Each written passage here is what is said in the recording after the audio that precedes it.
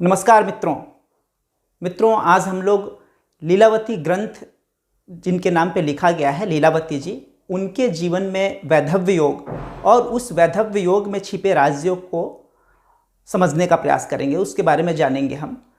लीलावती ग्रंथ जो है भास्कराचार्य जी की रचना है। भास्कराचार्य जी दक्षिण भारत के बहुत बड़े गणितज्ञ हैं। पाटीगणित, बीजगणित, पाटीगणित मतलब अंक गणित जिसको कहते हैं, बीजगणित और ज्यामिति पर आधारित उन्होंने सिद्धांत शिरोमणि ग्रंथ की रचना की थी। और इसका जो गणितीय पक्ष है, इस पुस्तक का नाम वो लीलावती के नाम से उन्होंने रखा था। तो लीलावती को कई लोग जो है उसमें उन्होंने संबोधन में सखे, मृगनयने, कांते शब्द का प्रयोग किया, इसलिए पत्नी मानते हैं।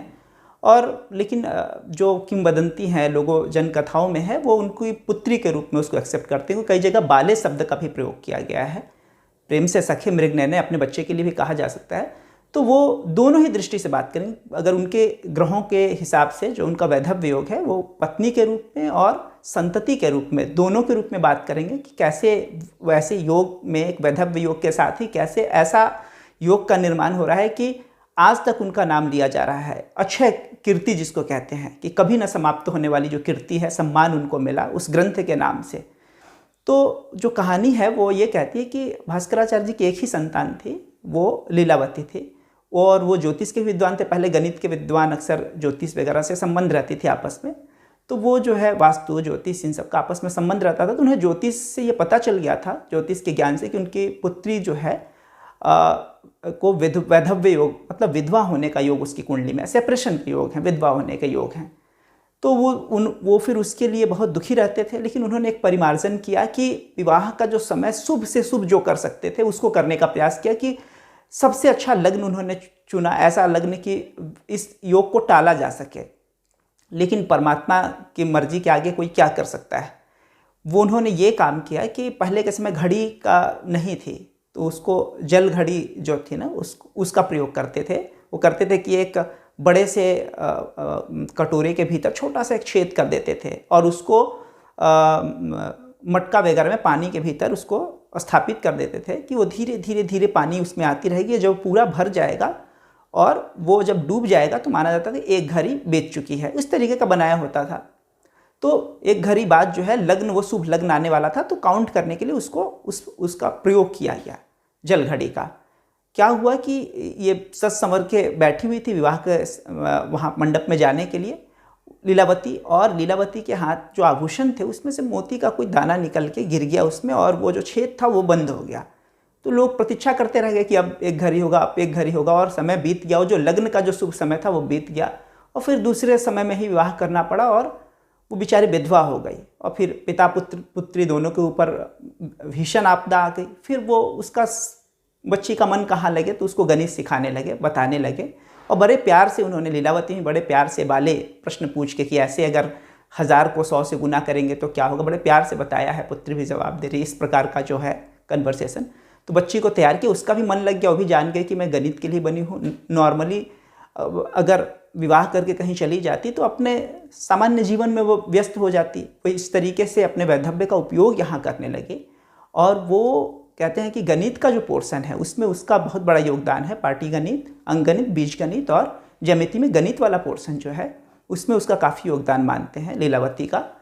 इस कारण उन्होंने ये ग्रंथ बीच बीच में भी लीलावती का जिक्र करते रहे, और ये ग्रंथ जो है उसी के नाम से रख दिया कि इसको अक्षय कीर्ति मिले। जो लोग पत्नी के रूप में मानते हैं वो यह मानते हैं कि, हालांकि वो कहानी बहुत समझ से परे है, कि जैसे 20 वर्ष लग गया इनको ये ग्रंथ लिखने में, और 20 साल वो इतने खोए रहे इस ग्रंथ में कि उनको पता ही नहीं था कि एक स्त्री है, वो सेवा देती है, समय पर खाना देती है, व्यवस्था करती है, सब कुछ करती है, और ध्यान ही नहीं। अचानक 20 साल बाद जब ग्रंथ पूरा हुआ तो एक शाम बोले कि तुम कौन हो देवी? तो बोली मैं आपकी पत्नी हूँ। तो उन्हें लगा कि अरे 20 साल मैंने समय व्यर्थ गवा दिया, तुमको समय नहीं दिया, युवावस्था बीत गई हमारी। तो उसके सम्मान में लीलावती का नाम जो है, जो उनकी पुस्तक थी गणित की, उसका नाम जो है लीलावती रख दिया, कि उनकी पत्नी को अक्षय कीर्ति, सम्मान मिल पाए, क्योंकि इसके त्याग की वजह से ही ये हम लिख पाए। अब दोनों ही स्थिति में, हालांकि ये प्रैक्टिकल नहीं है कि वो खा रहे हैं, पी रहे हैं और ये ध्यान नहीं दे रहे हैं, दूसरी चीज़ें, बाथरूम दिखाई दे रही है, टॉर्च दिखाई, जो भी उनके उपयोग की चीज़ है, गमछा, तौली दिखाई दे रहा है और पत्नी नहीं दिखाई दे रही है। भाव ये है कि अपने काम में इतने व्यस्त रहें कि पत्नी को समय नहीं दे पाएँ। ये पकड़ सकते हैं। बहुत सारे साइंटिस्ट और दूसरे लोगों के साथ ये है समस्या कि वो लगे रहते हैं तो वो समय नहीं दे पाते हैं। तो ये भी एक प्रकार का सेपरेशन ही तो है कि पत्नी को वो सुख पति से नहीं मिल पा रहा है जो सामान्यतः है। चाहे जरूरी नहीं कि विधवा ही हो जाए, जैसे आर्मी के ऑफिसर्स हैं या आर्मी के ऑफिसर तो पत्नी साथ में रहते हैं, जो नॉर्मल सिपाही हैं बेचारे, वो बेचारे छोटे छोटे गाँव से बिलोंग करते हैं, पत्नी घर में रहती है, माँ घर में है और वो बेचारे बॉर्डर पे हैं। तो ये भी उनकी कुंडली में भी कहीं मांगलिक, कहीं सेपरेशन का योग होता है कि झगड़ा से नहीं, लेकिन ऐसी परिस्थितियाँ बन गई हैं कि अलग अलग जगह दोनों को रहना पड़ रहा है। तो इसी प्रकार जो है, अगर लीलावती के वैधव्य योग की बात करें कि अगर उनकी पुत्री है तो भी वैधव्य योग के साथ कुछ ऐसे राजयोग होंगे उनके जिसकी वजह से वो इतना सम्मान पाई। जैसे कि झांसी की रानी ही विधवा होने के बाद अगर उनको सारा कुछ संभालना पड़ा मजबूरी में, और देखिए आज उनको अच्छी कीर्ति मिली देश के लिए इतना कुछ करने का। और अगर पत्नी भी थी तो सेपरेशन का दुख तो उनको मिला ही, मतलब पति अपने काम में व्यस्त हैं, ठीक है कि वो जो उसमें मैथिली सरनगुप्त कहते हैं कि पर चोरी चोरी, बुद्ध जो पर चोरी चोरी गए, धर्म हेतु स्वामी गए, यह गौरव की बात, पर चोरी चोरी गए यही व्याघात, कि अगर धर्म के लिए गए तो जो है खुशी की बात है, लेकिन वो चोरी चोरी गए ये अच्छा नहीं लगा। तो अच्छे काम में लगे रहे, अच्छी बात है, लेकिन कोई भी आप पत्नी की दृष्टि से देखिए तो ये एक सेपरेशन है कि आपको समय नहीं मिल पाया, आपकी युवावस्था जवानी ऐसे ही बीत गई, तो ये कुंडली में जरूर सेपरेशन शो करेगा। तो ये भी एक प्रकार का छोटा वैधव्य योग मान सकते हैं। वैधव्य योग का ही एक दूसरा रूप है, सेपरेशन किसी कारण से, लेकिन उसके साथ ही अच्छे कीर्ति, अच्छे सम्मान जुड़ा हुआ है।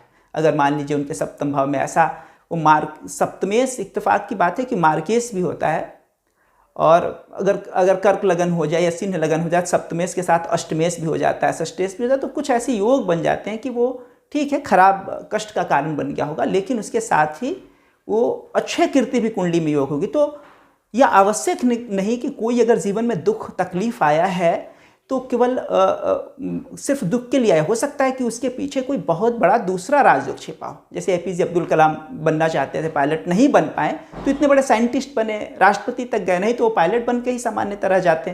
तो जीवन में कोई भी दुख हो तो बहुत निराश होने की आवश्यकता नहीं, कुंडली में कोई दूसरे राजयोग छिपे होंगे, उसी दुख की, उसी असफलता की गहराई में सफलता की कोई बड़ा वृक्ष छिपा हुआ होगा जिसे हम नहीं देख पा रहे हैं, वो नियति देख पा रही है।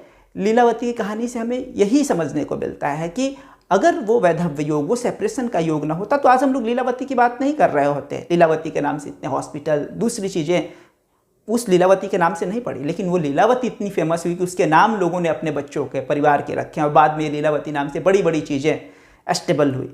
तो वो लीलावती, कितनी लीलावतियाँ होंगी, लेकिन हम लोग जिस लीलावती की बात कर रहे हैं उसकी कुंडली में उस वैधव्य के साथ, उस सेपरेशन के साथ राजयोग छिपा हुआ था।